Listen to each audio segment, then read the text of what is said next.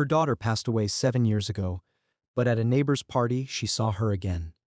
Logic told her that was impossible, because her baby had passed away in the hospital just 2 days after she was born. And yet that blood-deep connection inside her body kept pushing back against reason. That woman's name is Lizzie. She once had a happy, enviable family, but the accident 7 years ago took her daughter and shattered her mentally. She spent nearly a year in a psychiatric hospital. By the time she came out, her husband had left, and her 10-year-old son Thomas had started drifting further and further away from her. One afternoon, Lizzie returned to her apartment and found her ex-husband Mike waiting downstairs with Thomas. He skipped the small talk and handed her a set of legal papers.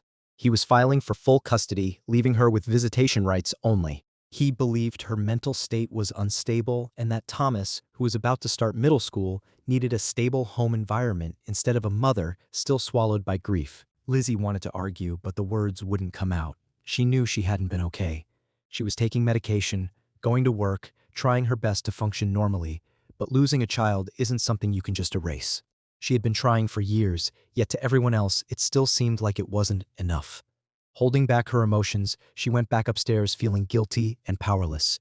She wanted to be a good mother, but grief felt like an invisible wall separating her from normal life. Not long after that, she took Thomas to a beautiful house in the suburbs for his classmate Jeremy's birthday party. The house was filled with children's laughter, everything looking warm and perfect, but it only made her feel more alone. She stood at the edge of the room, smiling politely, trying to blend in. The kids were playing hide and seek when she casually turned her head. She saw a little girl counting loudly. In that instant, her world seemed to freeze. The girl had big eyes, long hair, and was wearing a pink dress. Lizzie's heart began pounding uncontrollably. She was convinced that this was her daughter. On the way home, she couldn't stop thinking about the girl. She asked Thomas if he knew her name, and he guessed she might be Jeremy's younger sister but wasn't sure about her name. Back at home, after Thomas went to his room, Lizzie stood alone in the hallway, tears in her eyes and her heart racing. She swallowed the medication her doctor had prescribed, knowing deep down that no pill could calm what she was feeling. It didn't feel like a hallucination or delusion. It felt real, solid, undeniable. The next day at school pickup, she searched the crowd and saw the girl again, walking out with a backpack and laughing with classmates.